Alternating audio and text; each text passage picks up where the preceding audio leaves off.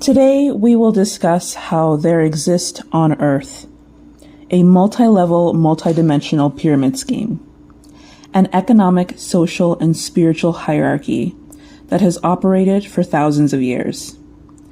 Some of the information that I will be unveiling to you during this presentation is not known to the general public, but is kept highly classified by governments and secret societies.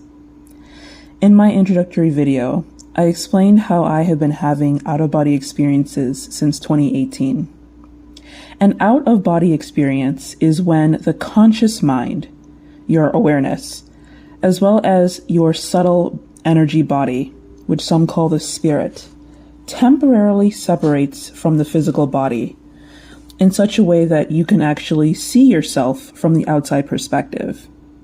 For most people, the only time they will experience this is at the moment of death. But if you can learn how to die without actually dying, you can gain insights into the world beyond. When I am out of body, my immediate surroundings are different from how things are in the physical realm. My furniture is in a slightly different arrangement.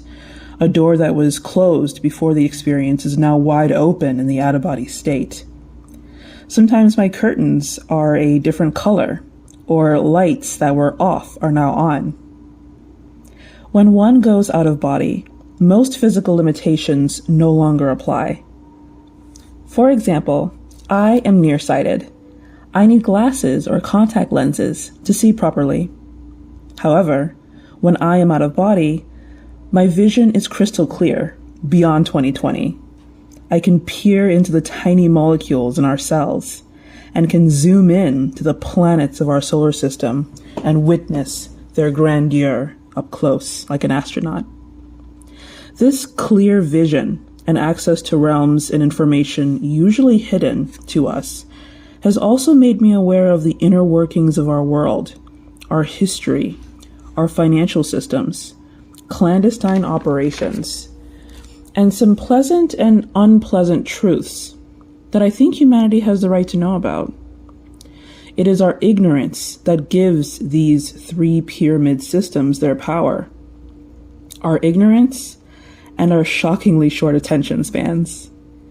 We don't learn from the past, so history keeps repeating itself. We are on the eve of the next global reset. The World Economic Forum has been telling us this for years. But what they're not telling us is why. Who's really in charge here? And why don't we know about it? In recent years, there has been a rise in near-death experiences and pre-birth memories, reported and researched by people from all walks of life, including medical doctors.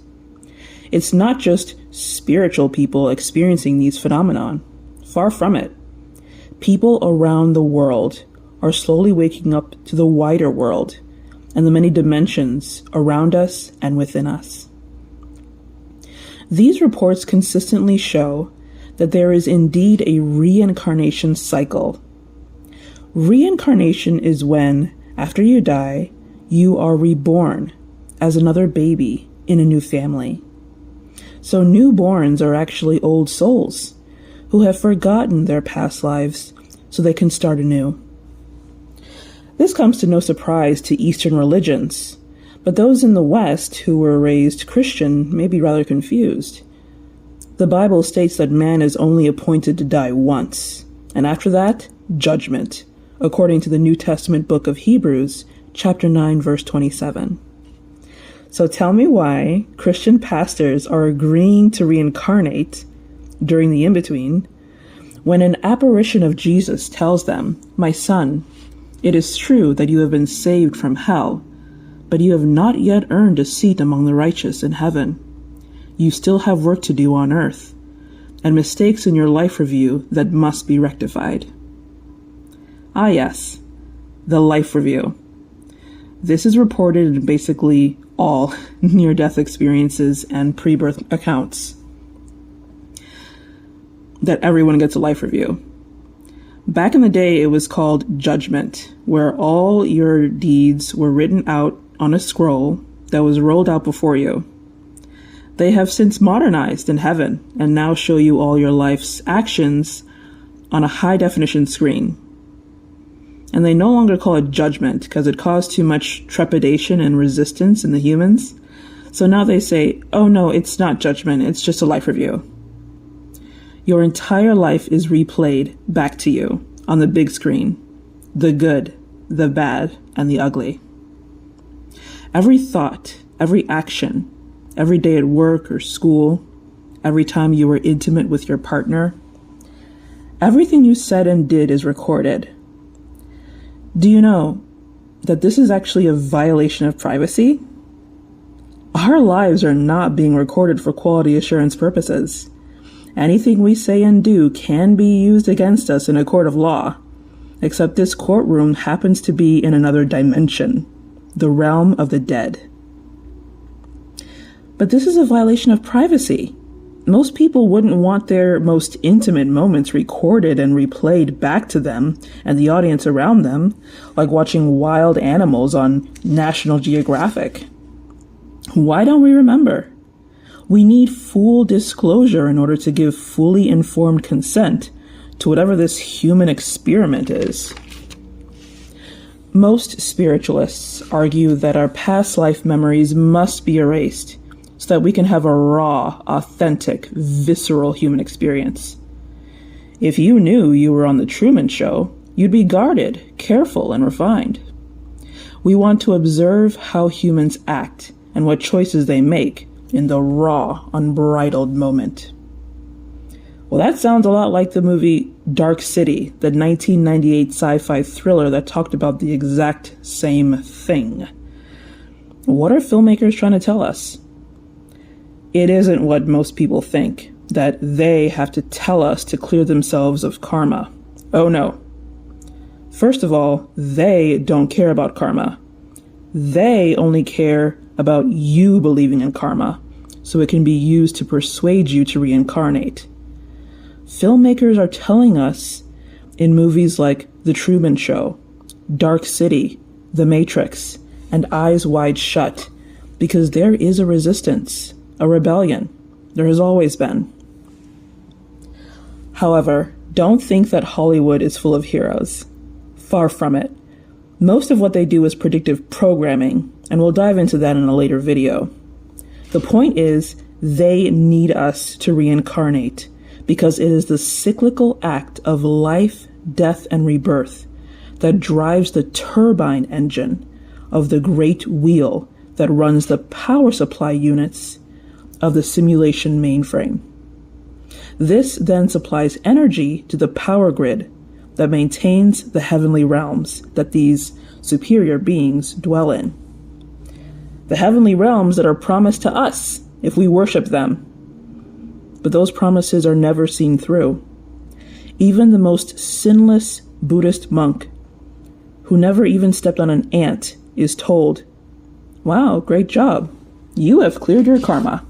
Now go back and become a bodhisattva. Teach others how to live just like you did." And hence, Buddhism spread. To this day, Buddhists yearn for the Pure Land, not really knowing that it is those very gods that are keeping them on the karmic wheel, no matter how well they live. They don't actually care how we live, as long as we live and die and live again. So, who is they? What is the hierarchy? We're going to look at the overall layout and then get into how it relates to the three pyramid system. After that, we'll dive into the pyramid scheme, or the multi-level marketing system set up on earth as it is in heaven. So, the hierarchy is the social order or caste system that everyone, and I mean everyone on earth, is put into when they are born, whether you know it or not. This is not just the Hindu caste system. All cultures that derive from the Proto-Indo-Europeans follow this caste system in some way, even if they just have a legacy of it. The hierarchy is also known as the Aryan caste system. Who are the Aryans? or the Aryani. The Aryans root race arrived on Earth about 14,000 years ago during the Younger Dryas impact event, which ushered in the Younger Dryas cold period, or the last ice age. After the dust settled and some of the ice cleared, blue eyes appeared on Earth for the first time in human history, about 12,000 years ago, or 10,000 BCE. Now, all human racial groups and ethnicities hail from a distinct root race, or predecessor race, or elder race. The Aryans are simply the latest arrival. Every root race has a different origin story of how they ended up on Earth, and we can certainly explore that in a later video. The Aryans set up this caste system shown here, and the entire planet has been under this hierarchy ever since. So let's walk through it. At the top, you have the Brahmins, or the priestly class. They hold space for divine connection and are considered closest to the gods. Next are the Kshatriya, the military families. These include warriors, warrior kings, and administrators. Then we have the Vaisya, which are the merchants, moneylenders, and agriculturalists. Finally, the Sudra, or Satsudra, who are the commoners, peasants, and servants. Non-Aryans are not considered part of the Aryan hierarchy and are deemed out of caste, but non-Aryans can still serve Aryans by doing jobs deemed unsuitable for the higher classes, like being a janitor or a garbage man. Now, I'm going to give you guys some insider info about the mechanics and inner workings of the hierarchy. Firstly, I love studying languages, etymology, and root words. I truly believe that studying language alone will crack the code of the matrix. The words you see here, such as Sudra, are from Sanskrit, an Indo-European language. These words have cognates in other Indo-European languages, like Old Norse. A cognate is a word that has the same linguistic derivation as another. For example, the word atención in Spanish and the word attention in English are cognates, originally drawn from Latin. Similarly, words such as Sudra have cognates in Norse and German, like Sudri or Southern, respectively. The root word means south, or southern cardinal direction. Climbing back up the pyramid, Vaisya, the merchants, is cognate with Vestri in Norse, and the Germanic Visigoths. The Proto-Indo-European root word means the west, or the western direction. Next up, we have the Kshatriya, or Kahaustria, cognate with Norse Austri, Germanic Ostrogoths. Austri, or Austria, means east, and the Ostrogoths were the Eastern Goths. Finally, back at the top, Brahmins represent the north, Boreas, like your aurora borealis. So the four Aryan castes represent the four cardinal directions of north, east, west, and south. Now, here is more insider info. Just as the Earth rotates on its axis, there is supposed to be a rotation of the hierarchy. In the Aryan Guidebook, or Procedural Handbook, let's just call it the Protocols, and I'm being a little careful here. Well, anyway, let's just call it the Protocols, okay? There's supposed to be a rotation of the hierarchy. Contrary to popular belief, the Aryan caste system wasn't supposed to be rigid like this. The rotation was put in place as a form of checks and balances, if you will. The priestly and warrior class remain humble because one day the servants will rule. Likewise, the servants are willing to serve with the understanding that they work hard and they can climb up the ladder. That's actually the true hidden meaning behind the svastika, the cyclical turning of the four cardinal directions, the caste system balanced like the four seasons. Well, apparently not everyone thought that way, because when the merchant class, the Vaisya, or Westerners, got in power, they stuck a wrench in that wheel and said, nope, we're on top and we're staying on top. And the world slowly but surely became a global corporatocracy. It manifested in our realm in the 15 and 1600s with the establishment of the world's first corporations, the Dutch East India Company and the British East India Company. We've been a global corporatocracy ever since. Even the war machine serves corporate interests. Politicians are bought out by lobbyists, and religion is one big business. Notice how I was able to piece all this together by mainly using root words and etymology. Of course, understanding symbology and the patterns in nature were crucial too, but also comparative mythology. The Hindu epics in the Vedas and the Norse Viking sagas in the poetic Eddas really are telling the same story. The Hindu gods and the Norse gods keep having these conflicts and wars because something is out of balance.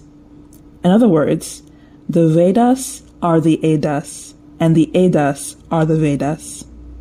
All peoples stemming from Indo-European origins really are worshipping the same pantheon of gods, more or less. Even the Jotunheimr, the land of the blue giants in the Norse myth, has similarities with the tall blue gods often depicted in Hindu art. So how does the wrench that's been jammed into the wheel, preventing the gears from turning properly, affect us in our daily lives?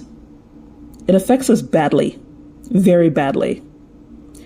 Most people are at the base of a multi-pyramid system, holding up the weight of multiple worlds and still trying to take care of yourself and your family. Meanwhile, because the majority of people are considered non-Aryans, the people in charge don't even feel you're worthy of this information. Well, I say you have the right to know why your economy is collapsing, why your children's future is not looking too bright, why your boss has been demanding overtime and doesn't respect your work-life balance, why the Federal Reserve was established and all your gold was taken away. All to set us up for this time. Well, actually, they didn't think the Great Reset would happen until well into the 22nd century, but due to certain events, the schedule was moved up and the Great Reset is happening now. So, the three pyramids. Most humans on the surface world are at or near the bottom of the first pyramid. Above that is your law enforcement and general security personnel to keep the masses relatively in line. Then you have your celebrities, entertainers, and athletes. Above them are your mafia bosses, syndicates, criminal organizations, and low-level secret societies. Then come your corporations and large industries.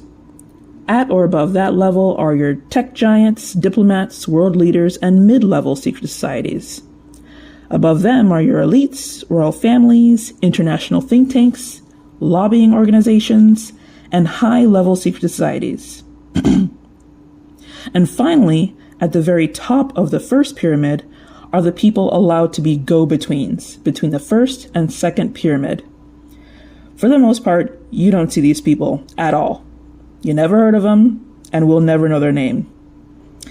The only kind of sort of exception to this is Jared Kushner, who was Donald Trump's senior advisor. I say kind of sort of because he's not like the ultimate supreme grand wizard. He's not at the very top, which is why I'm placing his image a bit lower on the pyramid. But he's pretty high ranking, and he is a middleman between the government that we know and the government that we don't know. He is fully aware of Trump's role in this game and was sent by higher-ups to be one of Trump's main handlers. And as payment, Kushner got Trump's daughter, Ivanka, as the exchange. They do this kind of stuff in the hierarchy. Arranged marriages, exchanging daughters as wives. This is nothing new for these circles. They've been doing it for thousands of years. So Kushner's a go-between, which is why a lot of people don't like his vibe. He is rather socially awkward. He speaks well, but he just looks a bit off. It's because in his circles, they don't pretend to be normies. He can just be himself. In public, sometimes he forgets to mask, or he simply doesn't want to. So, wealth and resources are generated at the bottom of the first pyramid and funneled to the top to be exchanged with folks in the next pyramid. The people of the second pyramid all live underground, deep underground. They've been living there for centuries, and as tunneling technology advances, they can go deeper into the heart of the earth. Now, the deeper you go, the less human they start to look. They really start looking like hybrids, and some creatures are just not of this world. So on the bottom of the second pyramid, you have this group of women that operate very similarly to the Bene Gesserit sisterhood of the Dune series by Frank Herbert. They are very orderly, secretive, and follow a strict hierarchy. They wear clothes similar to a nun's habit or a Muslim woman. Some of them are from the inner circle of the Buddhist nuns, like the women of Kathmandu. In their hierarchy, the lower-ranking women are usually trafficked from above ground to be servants to the higher-ranking women. Thousands of people disappear every year without a trace. They're underground. So the Native American women and girls disappearing from the ranches, Latina women getting kidnapped at the border, they end up as these veiled women underground. They serve higher-ranking women known as temple priestesses or Maris. They are also known as Nephilim mothers or sacred prostitutes. Collectively, they are the great whore of Babylon, tasked with giving birth to gifted children, hybrid children, and being harem women for high-ranking men. They are managed by eunuchs or castrated males that identify as gay or trans, who often cross-dress. This eunuch tradition goes back thousands of years, as kings and princes wanted men who would guard their harems but not sleep with their women. These eunuchs have considerable power and influence, being a go-between to the higher levels of the pyramid. And they have played a huge factor in LGBTQ representation in the general public and secret societies. Participants in the Bohemian Grove ceremonies often cross-dress to win favor with the eunuchs so they can get access to the next level, the underworld princes. Underworld princes, also known as Merovingians, are tasked with maintaining a bloodline presence of whatever clan they hail from. At the same level as the Merovingians are numerous underworld councils and organizations that rule the governments and royal families of the surface world. Next up are the underworld lords, or Baals. Baals were heavily worshipped in ancient times, and still are today, because they own territory, resources, and humans, and rule from below. Everyone on the surface is actually ruled or owned by a Baal, whether we know it or not. Our actual presidents and prime ministers are not our real rulers. So after the underworld princes and underworld lords, finally at the top of the second pyramid we have the underworld kings. These kings are all hybrids. They call themselves the sons of God, or Bene Elohim. They have access to advanced technology and the fountain of youth. This is why the people in charge in the first pyramid try so hard to win favor with the underworld hierarchy for a chance to gain access to life extension technologies. Finally, the third pyramid, which forms the spiritual hierarchy. This is where your multi-level marketing pyramid scheme comes into play in the form of religion and the reincarnation cycle. So we know the ranks of the heavenly host already. We have the ascended masters, the saints, angels, archangels, principalities, all the way up to the Son of God, or S-U-N of God, also known as Sol Invictus. These heavenly beings enjoy lives of leisure and ease and endless imagination, powered by us being embodied or entombed, which generates the voltage to power their world. This is why, after you die, these beings rush to convince you to reincarnate. They have a vested interest in you being reborn, because it is being in a body that generates the electricity for the system. An endless supply of free energy. That's right, people. We are the free energy. They can't generate energy on their own because they're not creators. That's why they demand worship and servitude. Now, the multi-level marketing or MLM structure. Picture yourself wandering the cosmos and you come across Earth. You see the heavenly cities and want to visit. You're told there's a fee and an onboarding process. Okay, but I don't have any money. That concept is foreign to me. No problem. Enter this training module called Earth. If you rack up good karma points, like on Reddit, you can earn your way into the heavenly cities. Okay, sure. You go in, and the next thing you know, you're a crying baby who has completely forgotten their memory. You see, this training module was actually the power supply unit of the mainframe computer that runs the simulation and powers the sky cities. You go through the ups and downs of life and eventually die. You come out of that and are like, whoa, what the hell was that? You're given a life review by a spirit guide who says, tisk tisk, you made some mistakes and racked up too many negative karma points. You need to go back and try again. You say, absolutely not, I'm not going back there. They say, fine, but you're going to need to recruit more souls, just like I recruited you. And you'll have to convince them to stay in the training module, otherwise you'll have to go back in.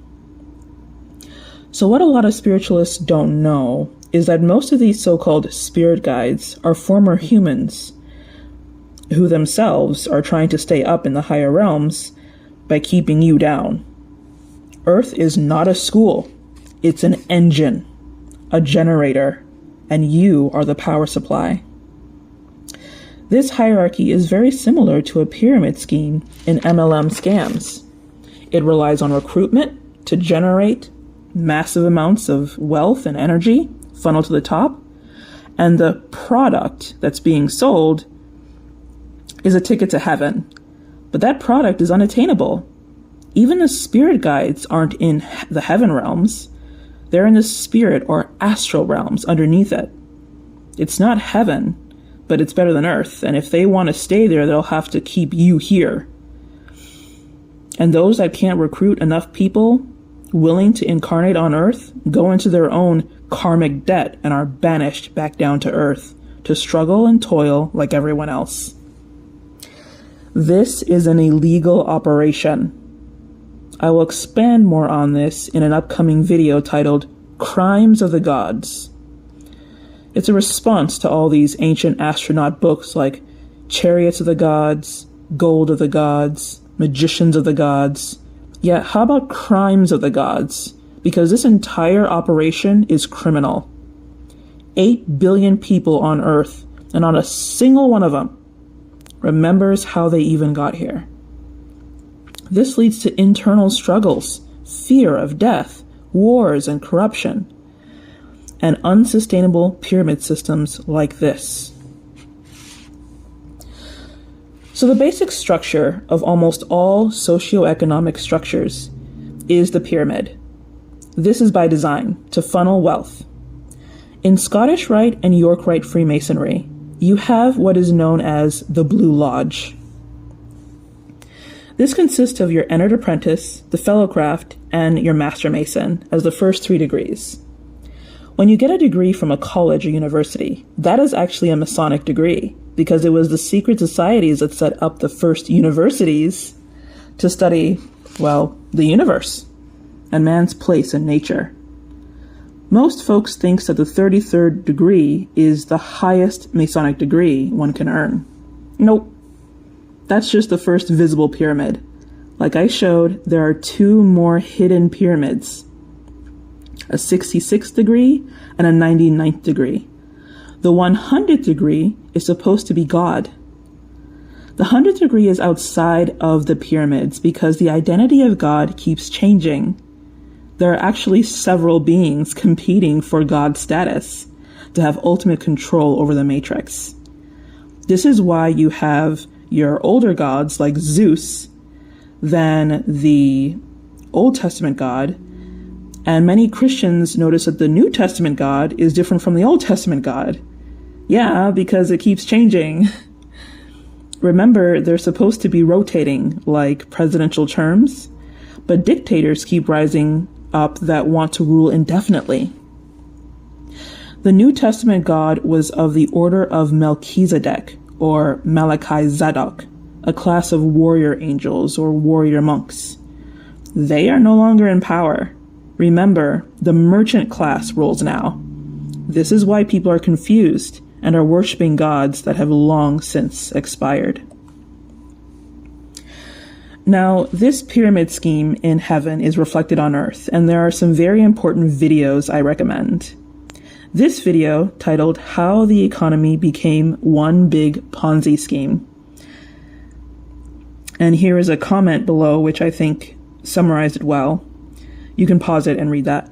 But pretty much my summary of this whole thing is: America was a social experiment, or a socioeconomic project, to see how well and how long you can sell people a dream.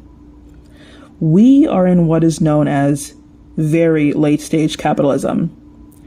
The prices of things aren't going up. The value of the dollar is going down at an alarming rate. Capitalism isn't bad, but if it runs unchecked and corrupted, it becomes unsustainable. So, you promised millions of people that there was this land of opportunity, the land of plenty. But due to corporate greed, you've outsourced most of the industrial and manufacturing jobs that build a nation and replaced them with low-paying service jobs. Then, you encourage people to obtain higher degrees, since the factory jobs are gone, and they rack up student loan debt, just to find out the field they got a degree for isn't hiring. They end up in an entry-level job because we don't need 1 million PhDs. We need people laying roads. We need textiles, food, construction, and energy. Here's a really good video that explains multi-level marketing. Our current situation was the perfect breeding ground for MLMs, because MLMs give people the illusion of job creation. But the quality of products they sell are subpar at best because, again, the good manufacturing jobs have been outsourced overseas. So American companies rely on advertising to convince people to buy things they don't need. What America does best. Because it has to maintain the illusion of the American dream to motivate people to keep hustling for a currency backed by nothing. And the cycle continues, just like the reincarnation cycle. Here are some comments under John Oliver's video that I found really thought-provoking, especially the last one. You can pause to read it. We're definitely going to get into that in the future. I have scoured the internet. The only other person I found making this connection is this video, MLM Soul Scams, which features a clip of Robert Monroe talking about how humans are recruited to Earth. I also recommend Forever Conscious Research Channel's review on Monroe and Tom Campbell when you have time. Over the Moon was released in 2020 on Netflix, and the way they depict the cities of light are very similar, almost exact to what I see in my journeys out of the body. I watched this last year in 2023, and here's something pretty cool. If you ever wanted to solve the mystery of the Tetragrammaton, the 4-letter name of God, it's revealed in this movie. How you actually pronounce the name, Hashem. And when you hear it, you'll be like, really? That's how to say it? How though? Why? We're going to get into that. Leonardo da Vinci also figured it out, and there's a book about it too. So in summary, the multi-level pyramid scheme that exists on Earth and in heaven is what's causing all the strife. And there have been elite faction wars since time immemorial that boil down to the battle between those who want to escape the Matrix and those who want to keep everyone in the Matrix. Ultimately, all wars come down to that, from the Great War in heaven to the wars going on right now. It's all about escaping the construct versus keeping us trapped. So in upcoming discussions, we're going to talk about the Celestial Wars, the Pyramid Wars, the Blood Wars, or Bloodline Wars, the Major World Wars, and the current Time Wars, or Timeline Wars. I'm going to leave a link with information about the apocryphal Book of Jasher, which contains the Wars of the Lord. The real one is hard to find, like, anywhere, but it's in the Apocrypha. And I'll also leave links for all the reference videos I showed in this presentation. Talk to you guys soon.